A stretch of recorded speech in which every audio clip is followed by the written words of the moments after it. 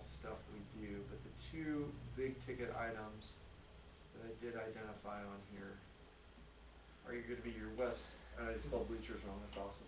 Thank you, Excel. The Westfield bleachers and the Plum Creek concession restroom renovation.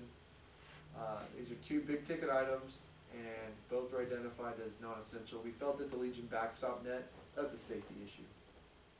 At the point that that's breaking down so much that we have holes that are appearing, and if they're not checked that day, we don't need a ball flying through the net hitting somebody.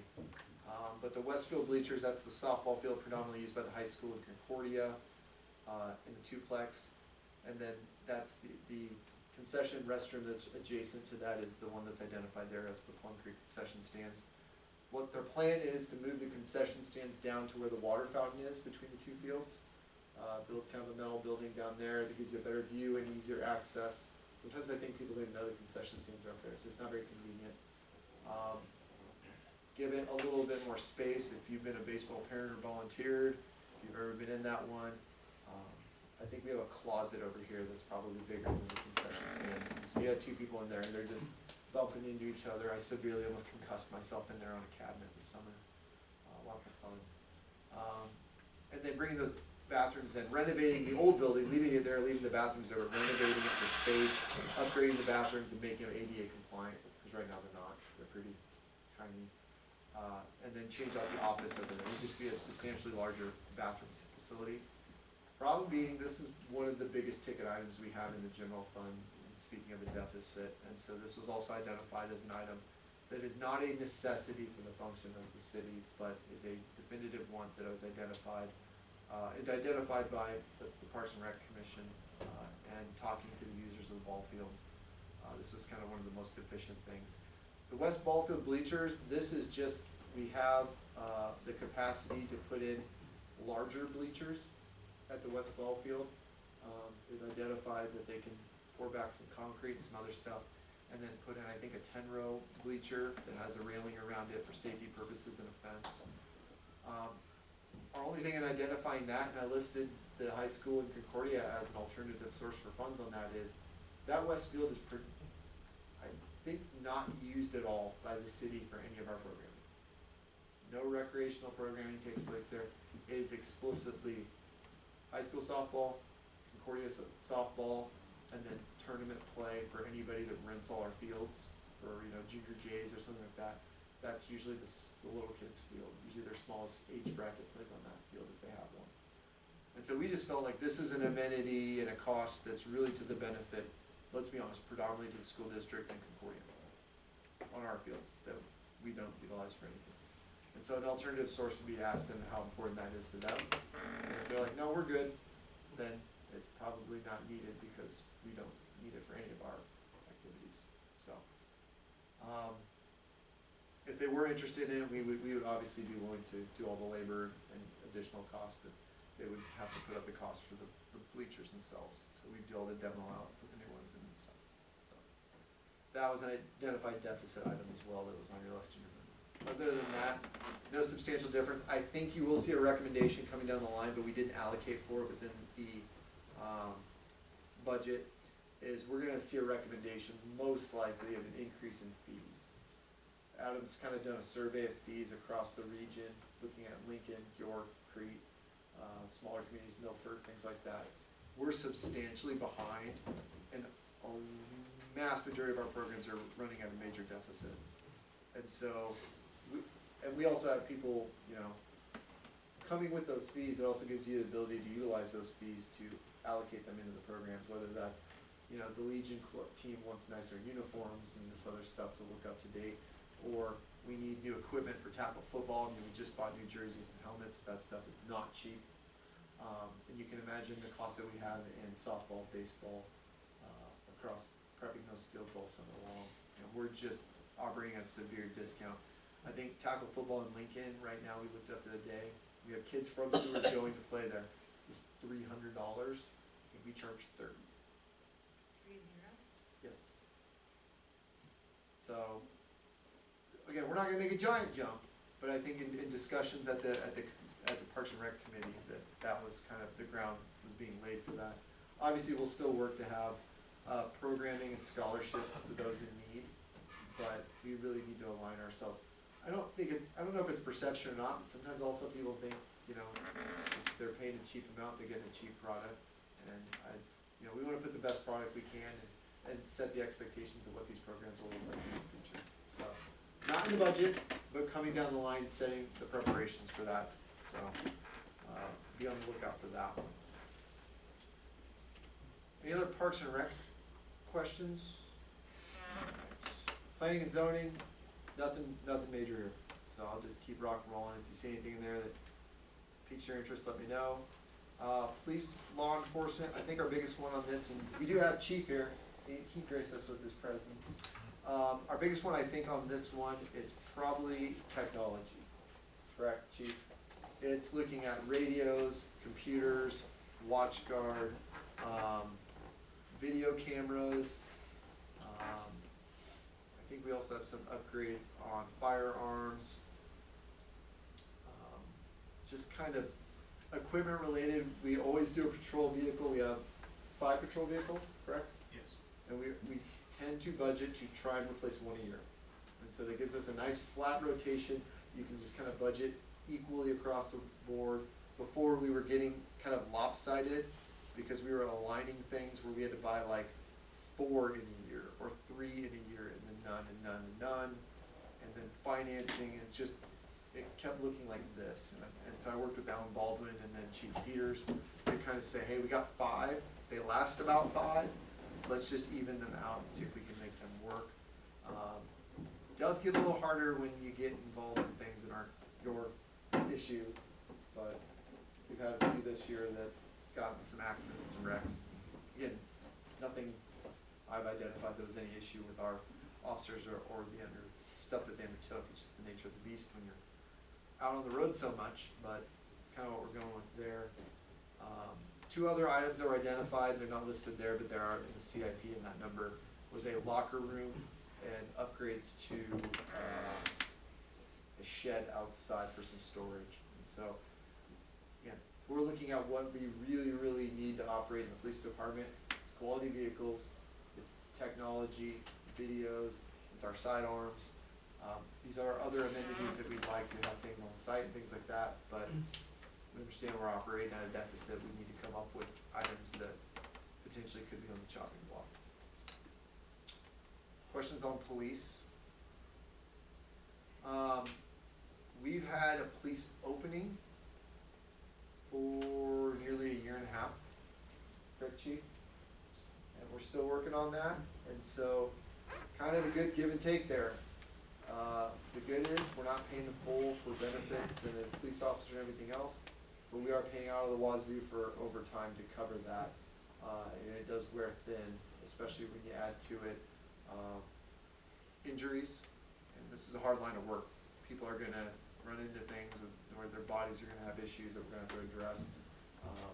We've had a few workers' comp things that knocked people out for a while or brought them back on light duty. And then we also have, there's no issue with this, we encourage and enjoy having active military members that work within the National Guard or reservists that are part of ours. We get a lot of those applicants, but in doing so, sometimes they get activated or sometimes they're very busy with those responsibilities, and that's time it takes away from us. We can't just randomly out of nowhere throw somebody back on there or hire them off the street, train them up in a few weeks. But I know that the mayor and Chief Peters are working on some alternatives for us, but that can spread us a little thin. That kicks that overtime budget up even higher. So. At some point in the future, assuming we get to full staff, we may look at proposing an additional position. I know there's been some discussion about there may be a need in the community for an officer to work with the schools, for example, which we currently don't have. As far as no one's like dedicated to that role, doesn't mean they aren't up there at all, but it didn't really make sense to add another position when we've been trying for a year and a half to fill this position, but our hope is to get to that point where maybe next year we could do that, and assuming the schools feel that there's a need for that. But regardless, even if you don't have a person, do they, with a designated for the schools, it would still make sense just because of the current workload. We have, even at full strength, you're never really at full strength, cause there's always gonna be someone gone for something, so. Rail campus, just some general engineering ideas and items on that one. That one really kind of pops more when something active happens and we offset that with other revenue sources. But right now, just some general administrative and engineering items just to cover us if we have some small things that we want to check in on. Recycling, nothing particularly big here. I think the utility is gonna take over a kind of a larger project because we have some utility poles and other utilities in there, so this one's kind of business as usual. The only thing I'll say, kind of reiterating what Bob Myers would tell you, is the business of recycling is not good. We are substantially subsidizing all the people that are taking all their stuff down there. So it is not, years and years ago, it was when China was taking all of our recycled goods and doing whatever it is they did with them over there, which I think they literally were just throwing them in landfills. But once that market closed down during COVID, it's never really recovered. And so there are a lot of recycled goods that are just upside down. I mean, we're just paying somebody to haul them away. And so it's a nice community amenity, but you're all paying for it one way or the other. Whether, you're paying for it by letting people pick their own recycler. I think some of the questions would be is what people did with that otherwise if we decided to close this down. As an We could do alternative. portable. What? We could do portables. We could do portables, still have to have somebody take care of it, but we could have we wouldn't have so much of the overhead. We would have somebody just swing in there, swing out. The availability of it would be far more limited too. And then we're supporting Milford Group, Virginia, that goes to our group, the recycle. Yeah, we get a little bit of reimbursement from our solid waste agency too, if we get them in, but again, it's just not, you're never gonna make money off it. Yeah, cause we're down to the 25% payout, Yeah. so we're not paying that much. Don't make any money on gardens. I think we've eliminated most of the operations down there in the context of like, I think we still bail, but other than that, we don't do a lot of the other stuff we used to do. And the reason I got rid of that is I'm like, well, we're not making any money and I don't need a volunteer to get their hand crushed. So Right. we kind of stopped doing the internal, we just fill up the totes and send them off. So far easier, especially if you see kind of our volunteer base down there. It tends to be Rotary, Kiwanis, and some of those groups. And so we don't mean to make it harder for them. That's always an item to have a discussion about is, we're operating at that extreme deficit for something that the public is paying for either through us or they could pay for it themselves if they felt so inclined to have them come directly to their place of business. I think it's probably a pretty big business subsidy because I think the cardboard gets filled up really fast by businesses that don't want to pay for recycling. So, just noting.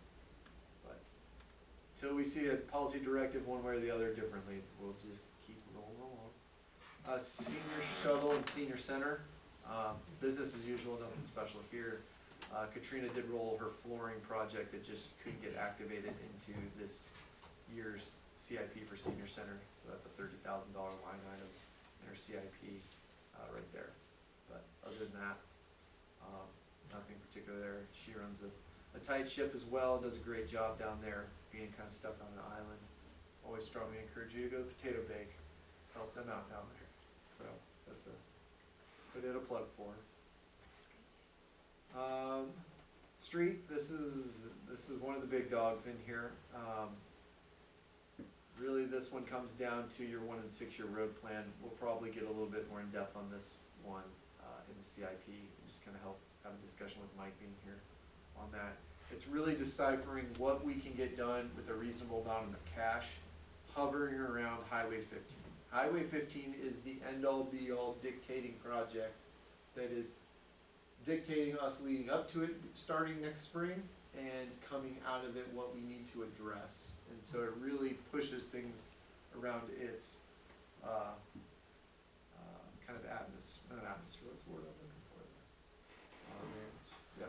it has many demands, so.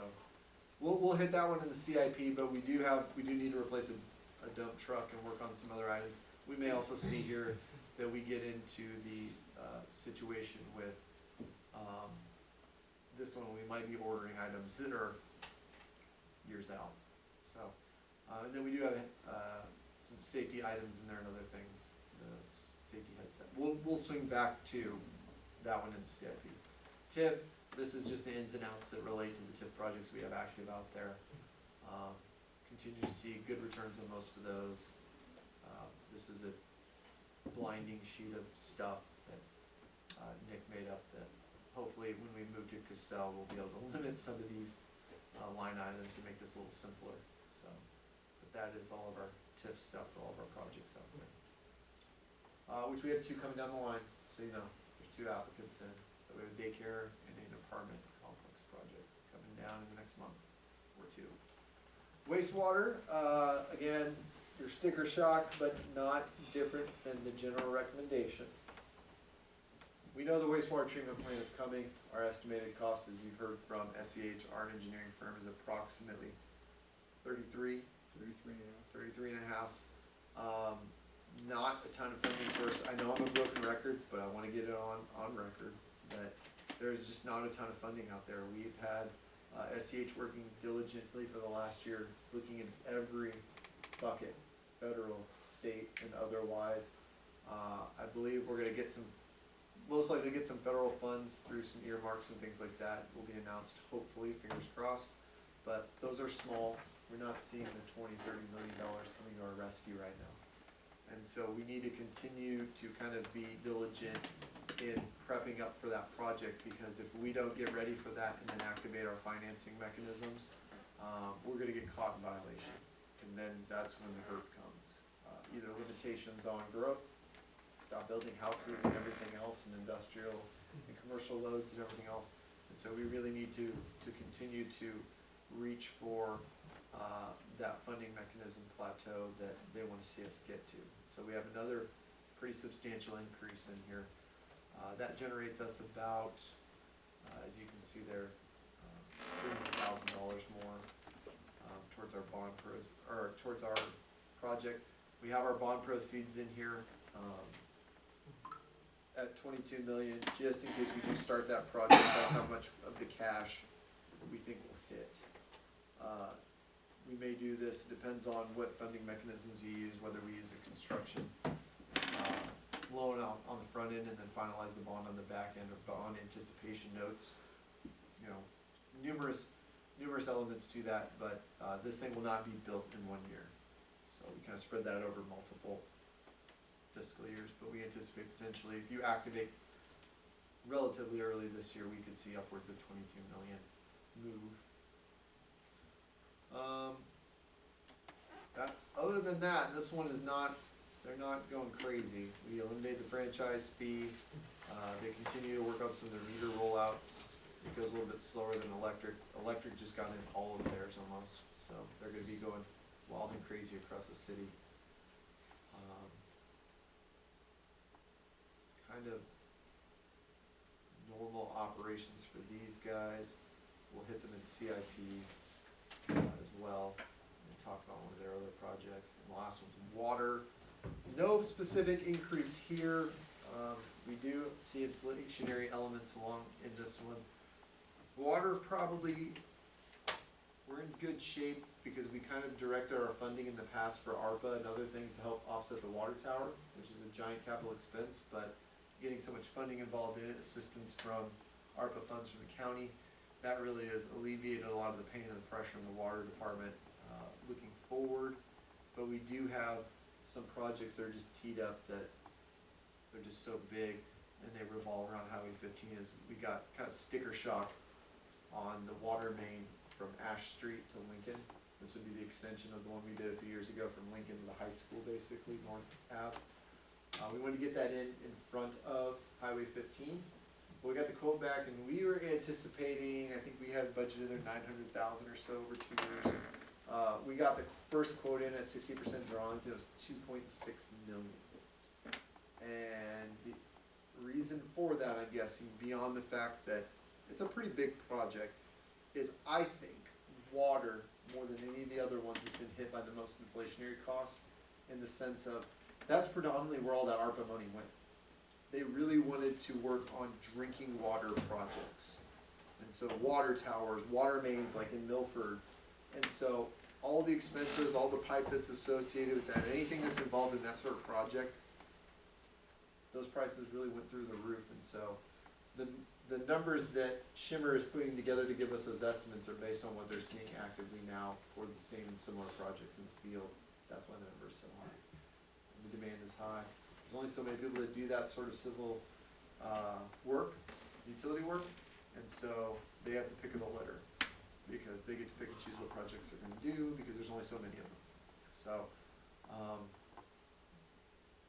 that's really what's going on in that neck of the woods. But we'll look in the CIP with them as well, and that project is the big one, the Highway 15 one.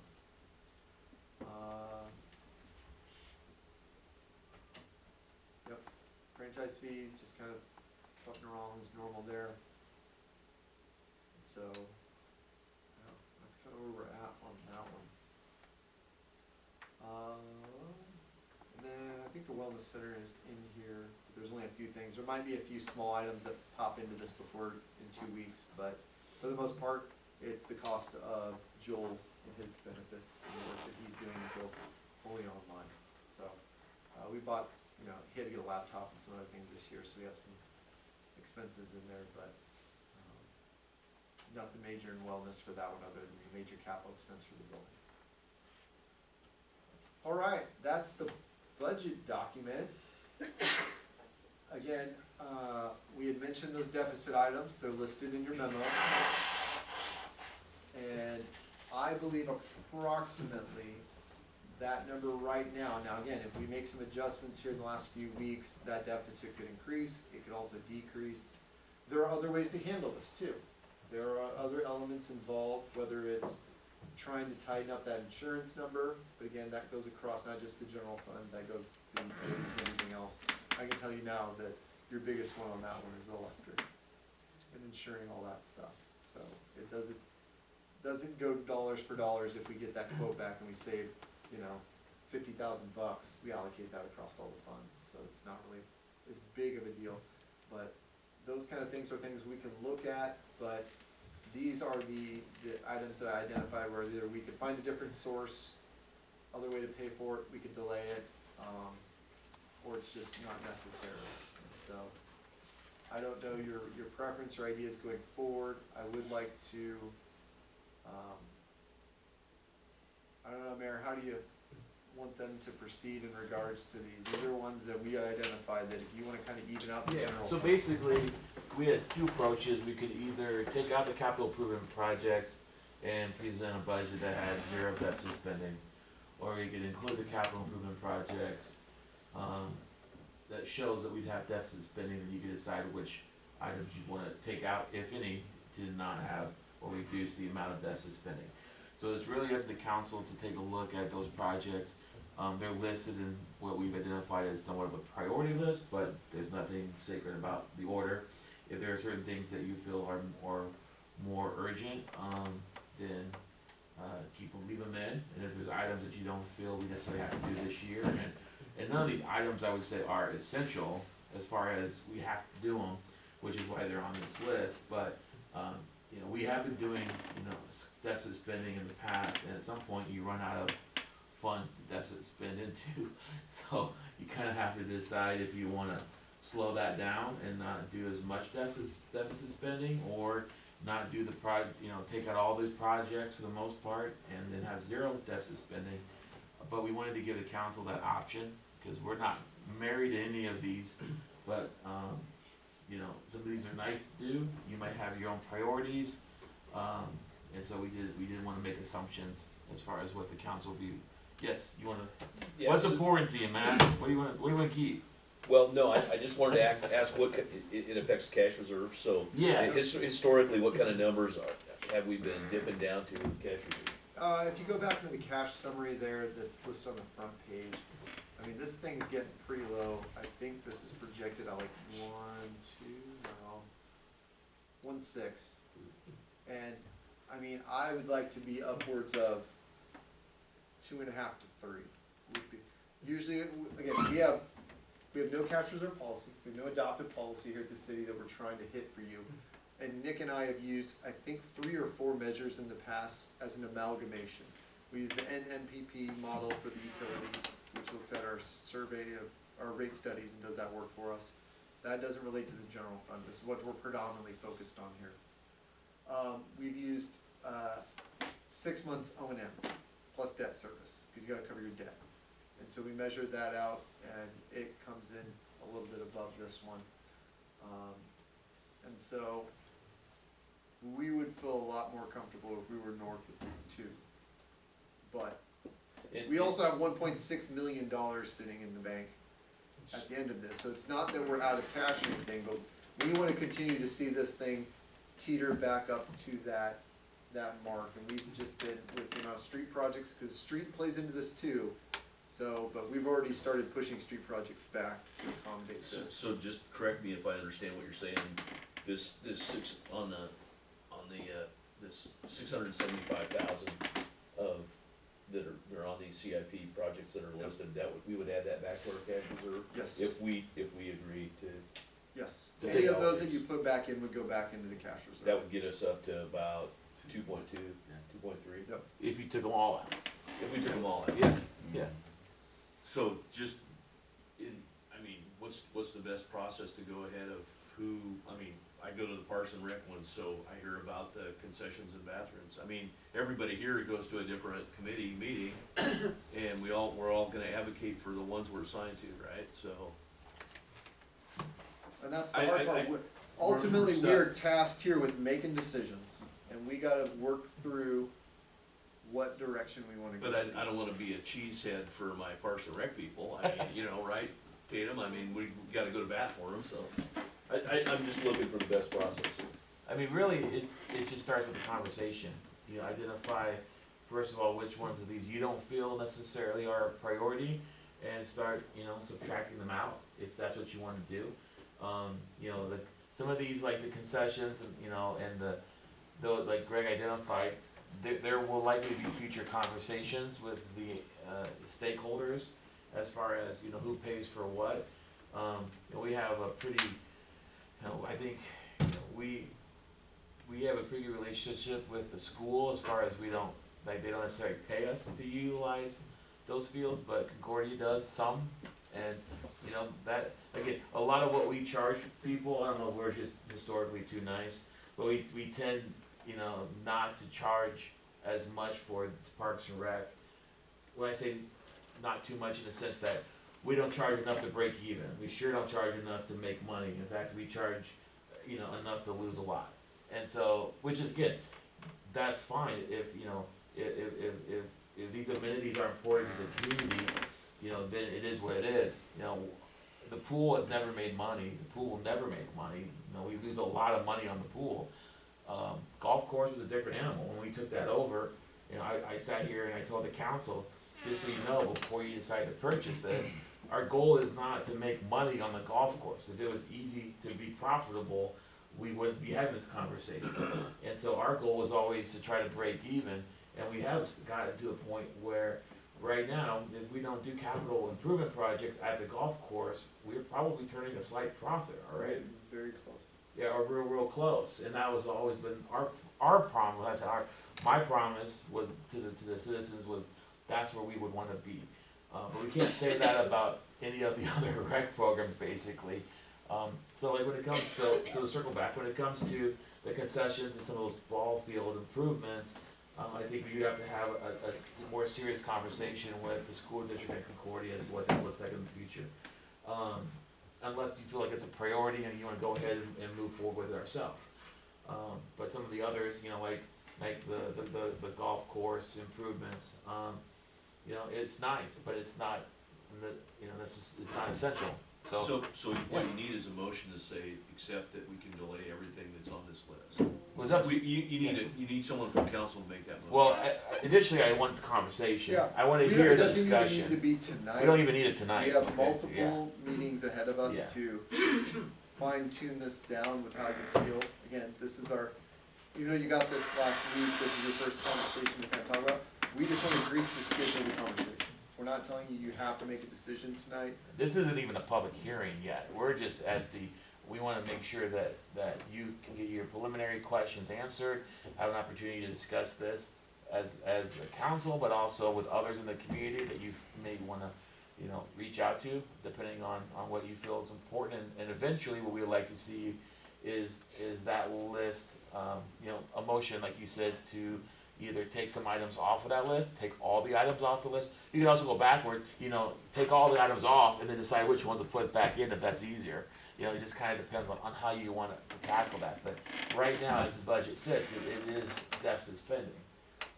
And so that's really the question that you would wanna discuss. But otherwise, I think for the most part, you know, we're in pretty good shape fiscally. We're not in any dire straits here, it's just a matter of, you know, keeping, you know, the levy the same, and as well as trying to, you know, be responsible and responsive to the needs of the community. Again, the levy increase didn't even pay for some of the projects that are on. And you say levy increase, he means the value. The valuation increase. The valuation The amount of increase, yeah. additional taxes we're taking in this With year current versus living, last year. yeah. I think where you're gonna hear the most chatter is the wastewater increase.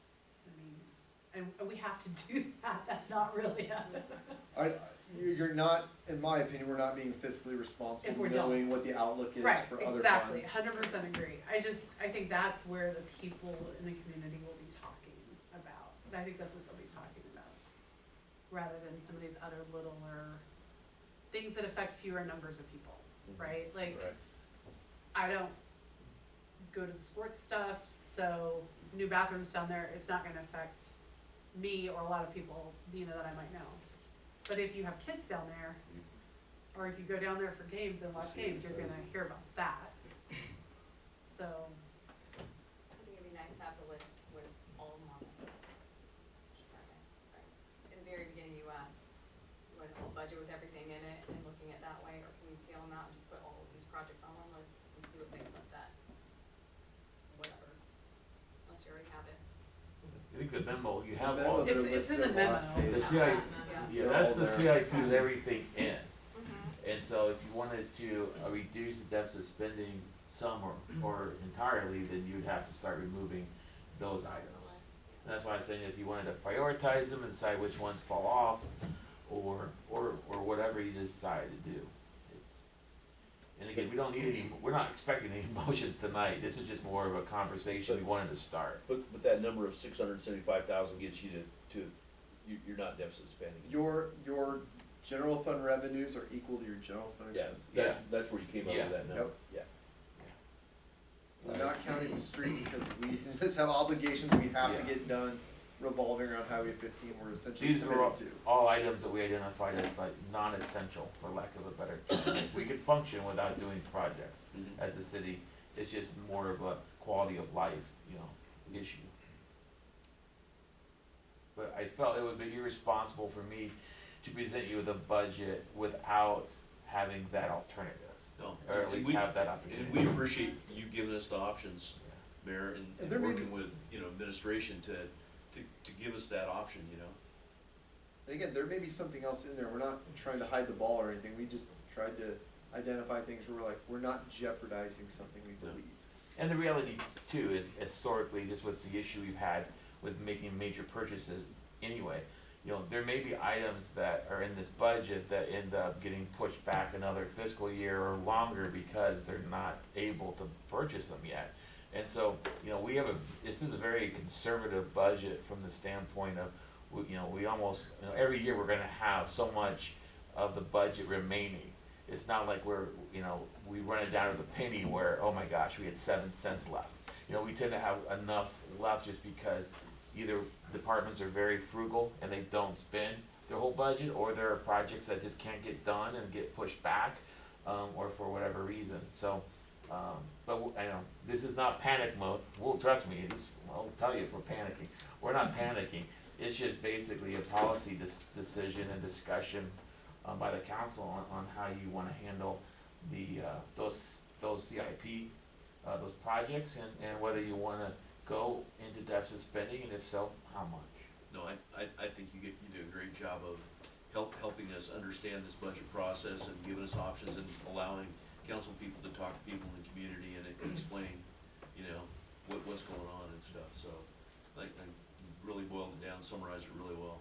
A complex issue that, you know, Well, and gives us a great option. And Greg deserves all the credit for this, because obviously, this is something that, Greg's had to focus on and has dedicated a lot of time these last, 6 months or so, since Nick left, to get this into a document that you can actually, work through. So now Greg and Derek and the staff, everyone deserves a lot of credit for keeping the ship afloat as we get to this point to be able to even have this discussion.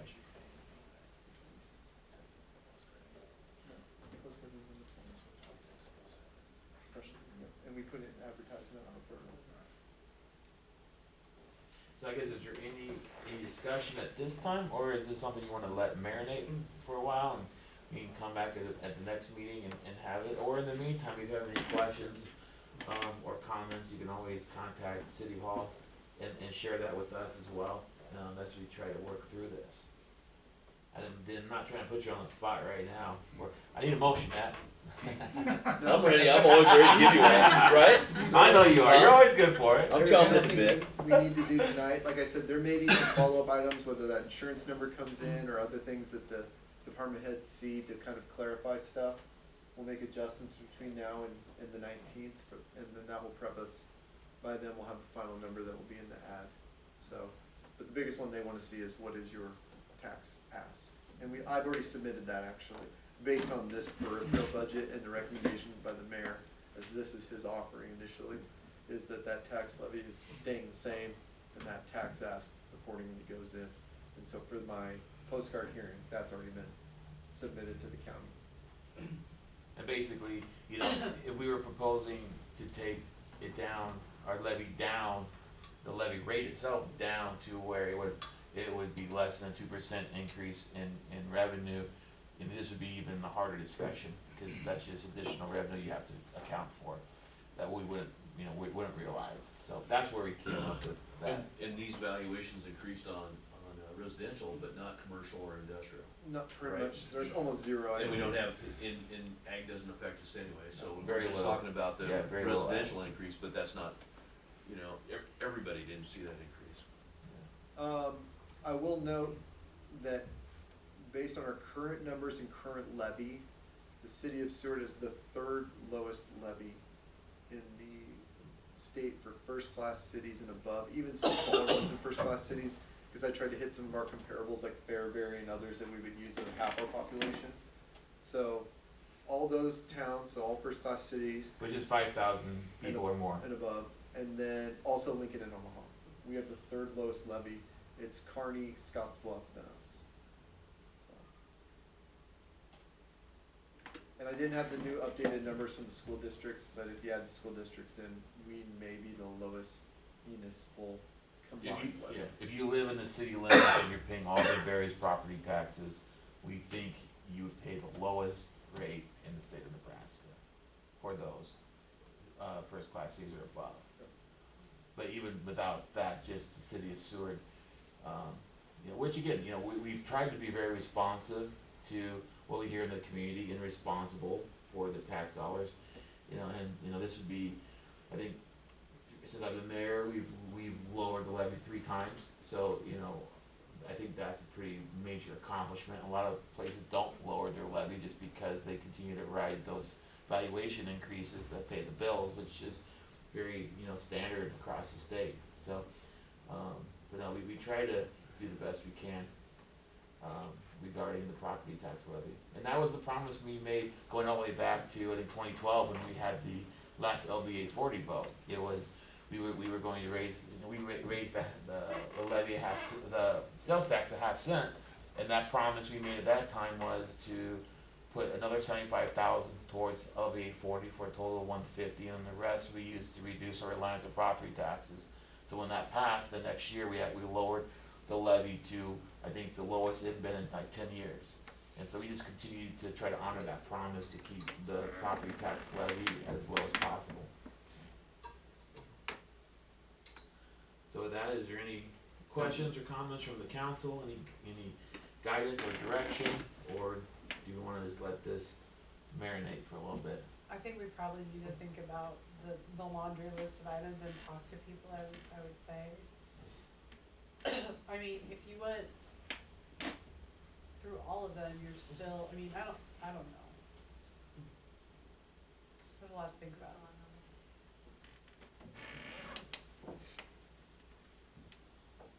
You can delay a lot of things, but you ultimately are gonna have an increase in cost for anything you delay, because Yep.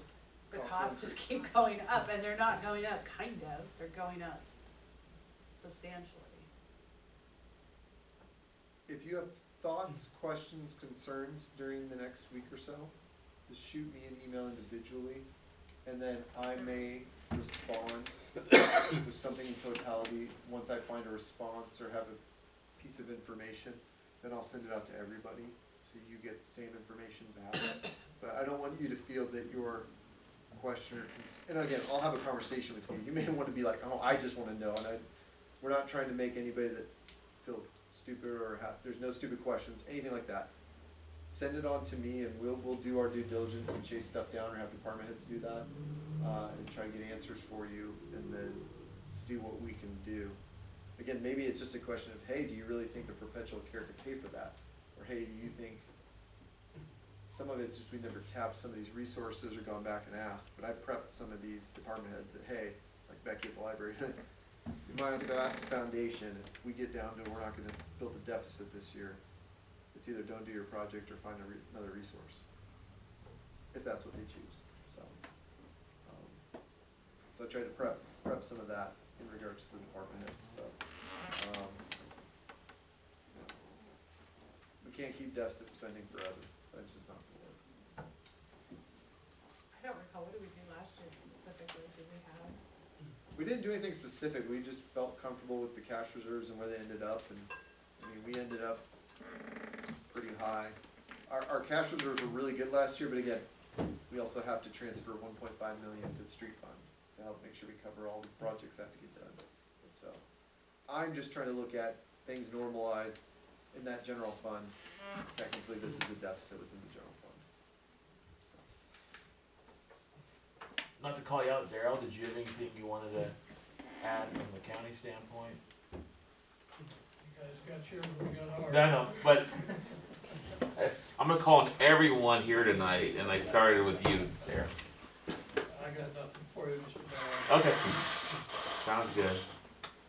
With that, did you wanna go on to the other two items under Yeah, 3, or did you wanna add anything else? no, unless you have questions, again, get a hold of me. I'll Yeah. make myself available, and we'll chase stuff down on behalf of the department heads. Did you wanna take 3A, this is the consideration of quotes from Altech for capital assets within the electric department to be included in future budget years?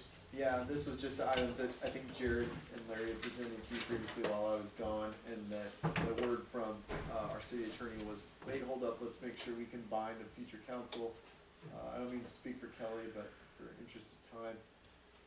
I did some research and I feel comfortable with it now, just because of the proprietary function of the department, that we're allowed to do that, so. So if we wanna generally approve moving forward with this, we'll let Jared and those guys know, they may bring forward some more documentation, but if there's a motion to, If there's any questions or comments, there'd be a motion to approve. I'll make a motion to approve. Second. We have a motion and a second, is there any further discussion? Seeing none, please register your votes.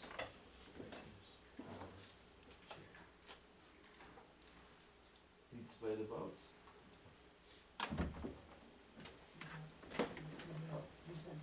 He's in? I can't be in it being yeah, here. he ain't here. That's a, no, Voting in favor, Wilkin, Taylor, Tanya, Colterman, Singleton, we're in 6-0.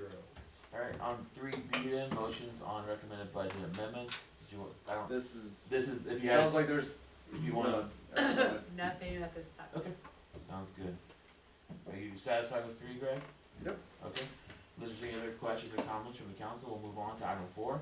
Consideration and approval of bid documents for the Isaac Walton to Highway 15th Street reconstruction project and authorize the city to seek construction bids. Mike, welcome. Good evening. So in the packet were 3 documents. We have a 69-page plan set, a cost estimate, and a contract, 134 pages. So pretty standard contract. What we're asking to do is for the council to authorize advertising for this project. We've set a bid date of October 4th. We'd advertise in the Seward Independent on the 13th, 20th, and the 27th of this month. This is for a project to improve the intersection at where Tenneco is at the highway, so Isaac Walton and Highway 15. It has currently what's called a reverse curve, so an S curve, and we would take that out, make a simple curve. We'd move the intersection to the south, and we'd have to, the NDOT is requiring us to move both sides of the intersection on the west side as well as on the east side in unison so that they line up. So we have a current cost estimate of just under $827,000. A sticker shock again for that small size project. We'll have about 350 feet of Isaac Walton that'll be repaved with this, and about 600 feet of storm sewer pipe. We'd be putting in long-lasting reinforced concrete pipe instead of the current corrugated metal pipe in those areas. And so Isaac Walton has been fixed several times over the years, and this portion of the intersection has never been fixed properly. This set's about doing that. The driver of this project is Highway 15 reconstruction. And so next year in April, NDOT is gonna install barricades at this location here, and all traffic will be diverted, 100% of the traffic diverted onto Isaac Walton Road out to 294th Street, and then Highway 34 into the city. So with the narrow pavement as well as the S-curve, there's not enough room for 2 tractor trailers to drive side by side. There's not enough room for a tractor trailer and a car, and barely room for 2 cars to pass at one time. So it's in a pretty substantial need, so we think the timing is good now to do it, and I'd be able to certainly answer any questions that you have about the project. Any questions or comments from the council?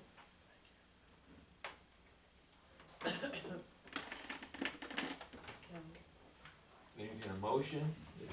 I'll make a motion to approve. I'll second. A motion and a second to approve. Any further discussion? Seeing none, please register your votes. Please display the votes. Voting in favor, Woken, Keeler, Tanya, Schultzman, Singleton, Streisand, Morgan, 7-0. All right, thank you. Thanks, Mike. Number 5, update on the Wellness Center. yes, right now we approved the plat, and so I think we just got final approval of the building plan that we'll go through. We sent that on to our building inspector that looks at some of our more large-scale commercial ones in Lincoln. And so we received notice from Tim Dworak today that generally the building was in good shape. There wasn't anything of major concern in there.